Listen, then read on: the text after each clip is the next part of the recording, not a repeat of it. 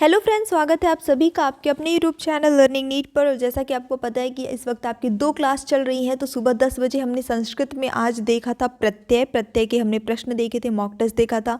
जिन लोगों ने अभी तक नहीं देखा है तो जाके देख लीजिए, क्योंकि सुपर टेट में निश्चित रूप से इससे एक प्रश्न आना ही आना होता है। तो यहाँ पे इस टाइम की क्लास में हम हिंदी देख रहे हैं, तो हिंदी में आज हम देखने वाले हैं 20 प्रश्नों का करीब एक मॉक टेस्ट। 20 नंबर की आपकी हिंदी आती है सुपर टेट में, और यूपी टेट में 30 नंबर की। तो चलिए शुरू करेंगे। कुछ एक आध दो प्रश्न इसमें जो आपके साहित्य से भी इंक्लूडेड आज मैंने कर दिए हैं, क्योंकि यूपी टेट में बेसिकली आता है। हालांकि पिछली बार तो सुपर टेट में भी साहित्य से प्रश्न पूछ लिए गए थे। तो चलिए शुरू करते हैं आज की क्लास। ओके, जितने लोग भी जुड़ चुके हैं ठीक है, रेडी हो जाइए। तो आज का जो पहला प्रश्न है वो है, सूक्ति शब्द का संधि विच्छेद क्या होगा। सूक्ति शब्द का अगर आप संधि विच्छेद करते हैं तो क्या बनेगा।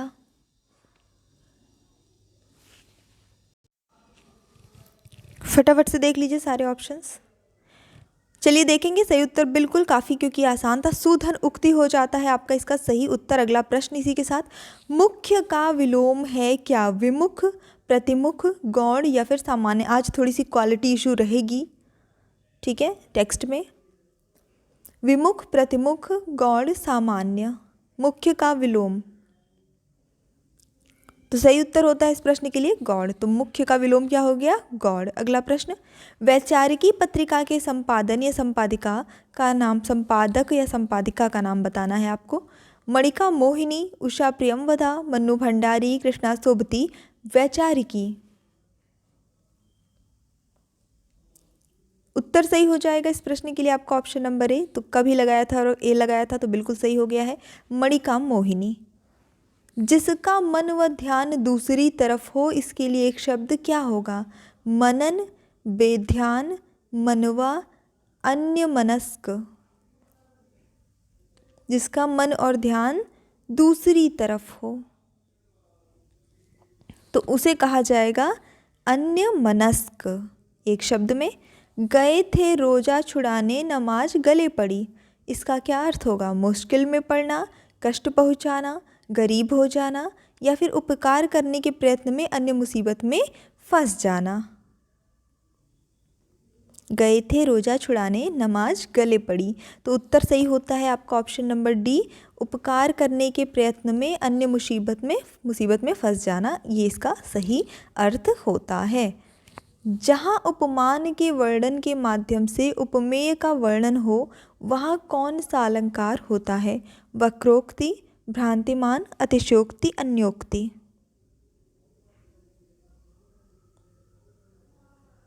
उत्तर सही होता है यहाँ पे जो आपका वो हो जाएगा ऑप्शन नंबर डी, अन्योक्ति होता है ना। उपमान के वर्णन के माध्यम से उपमेय का वर्णन किया जाता है। इसमें से आपको अशुद्ध वाक्य का चयन करना है। वह घोड़े पर सवार था, वह विलाप करने लगा, उनका चरित्र उत्तम है, उपर्युक्त में से कोई नहीं।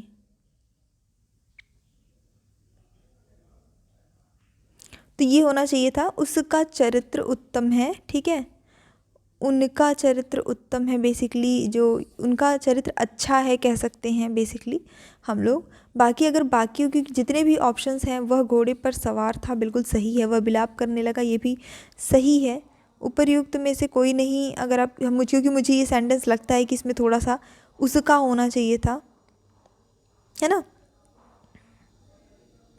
तो यहाँ पे मेरे ख्याल से ये होना चाहिए। बाकी आप बताइए कमेंट सेक्शन में जाके कि क्या होगा, या उनका चरित्र अच्छा है, इस तरह से होना चाहिए था। अबाउट उत्तम मतलब एकदम सर्वश्रेष्ठ वाली बात हो जाती है ना। निम्नलिखित पंक्तियों में प्रयुक्त रस के सही भेद का चयन कीजिए। असुवन जल सींच सींच प्रेम बेली बोई, मीरा की लगन लागी होनी हो सो होई। तो रस कौन सा है ये बताना है। वीर रस है, करुण है, रौद्र है या फिर सर्वज्ञ है। अच्छा प्रश्न है ये, ठीक है, और व्याकरण से ही है।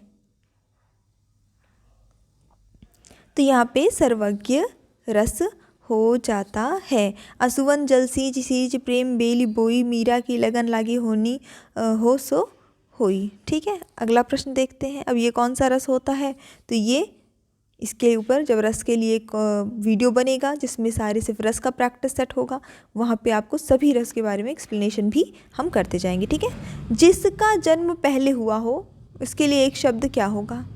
अनुज द्विज अग्रज सर्वज्ञ। अनुज द्विज अग्रज सर्वज्ञ, जिसका जन्म पहले हुआ हो, मतलब जो बड़ा हो, जाहिर सी बात है जिसका जन्म हमसे पहले हुआ होता है वो हमसे बड़ा होता है, अग्रज कहते हैं। ऑप्शन नंबर सी सही होता है। अभिज्ञ शब्द का विलोम क्या होगा? भिज्ञ, सभिज्ञ, अनभिज्ञ, सुभिज्ञ। भिज्ञ हो जाता है सही आंसर, ऑप्शन नंबर ए। दर्जी की सुई कभी ताश में कभी टाटा में, इस लोकोक्ति का क्या अर्थ है? लोकोक्ति बस बड़ी मज़ेदार आपको क्लास में मिलती है, एक बार लाइक करिएगा सभी लोग। कोई दोष न होना, खाली न होना, कबाड़ी का काम करना या बेकार होना। दर्जी की सुई कभी ताश में कभी टाटा में, तो अर्थ होता है खाली ना होना। जैसे दर्जी है, जब सीज़न वगैरह आता है तो कितना बिजी मतलब रहता है ना, तो मतलब जैसे जो उसकी मशीन होती है वो फ्री नहीं रहती, कभी कुछ बना रहे कभी कुछ बना रहा है, इस तरह से। तो यही इसका कहने का सेंस है कि खाली ना होना। नीचे दिए गए विकल्पों में से तद्भव शब्द का चयन कीजिए। बैंक, मुँह, मर्म, प्रलाप। तद्भव शब्द,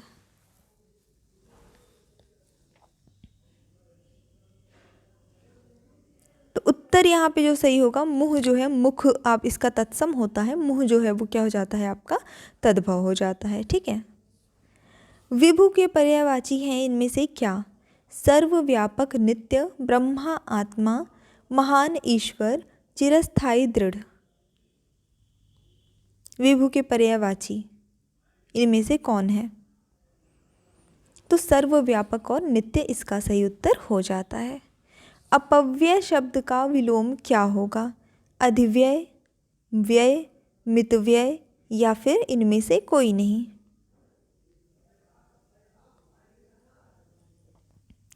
तो सही उत्तर इस प्रश्न के लिए जो आपका होता है वो हो जाता है ऑप्शन नंबर सी, मितव्यय। अपव्यय मतलब फिजूल खर्ची करना, ज़्यादा खर्च करना, और मितव्यय मतलब कम खर्च करना, व्यय मतलब खर्च करना। स्वजाति का विलोम शब्द क्या होगा? स्वजाति का विलोम अजाति, कुजाति, सुजाति, विजाति। तो स्वजाति मतलब अपनी जाति और दूसरी जाति को हम कहते हैं विजाति। ऑप्शन नंबर डी हो जाता है। निम्नलिखित में से तत्सम शब्द जो आपके होंगे वो कौन से हैं? सारे शब्द एक ही लिखे हैं, एक तरह से ये वर्तनी ही वाला प्रश्न है, आपको बताना है सही वर्तनी। अगर वो बन जाएगा तो उत्तर भी बन जाएगा। ये वर्तनी वाला ही प्रश्न है, शायद ये मिस टाइपिंग है यहाँ पे। सही वर्तनी आपको पहचाननी है इस प्रश्न में बेसिकली। तो प्रतिनिधि कैसे लिखते हैं? ऑप्शन नंबर सी सही है। अगला प्रश्न, कौन सा शब्द भ्रमर का पर्यायवाची शब्द नहीं है? भ्रमर का पर्यायवाची इनमें से क्या नहीं है वो बताना है आपको। फटाफट से ऑप्शंस देखिए। शलभ, चंचरीक, शिलीमुख, मिलिंद। उत्तर सही होता है शलभ, बाकी ये सारे ही भ्रमर के पर्यायवाची हैं, याद कर लीजिए। चंचरीक है, मिलिंद तो खैर पता होगा मैक्सिमम लोगों को। शिलीमुख और चंचरीक एक नया शब्द मिलता है, इसे याद कर लीजिए, ये भ्रमर का पर्यायवाची शब्द है। प्रकृति के सुकुमार कवि किसे कहा जाता है? जयशंकर प्रसाद, सुमित्रानंदन पंत, महादेवी वर्मा, सूर्यकांत त्रिपाठी, निराला। प्रकृति के सुकुमार कवि, तो सही उत्तर होता है यहाँ पे इस प्रश्न के लिए आपका ऑप्शन नंबर बी। ठीक है, सुमित्रानंद पंत जी को। गंगाजल उठाना, इस मुहावरे का अर्थ क्या है? गंगा नहाना, एक पात्र में गंगा जल भरना, शपथ लेना या फिर गंगा से जलता दीपक उठाना।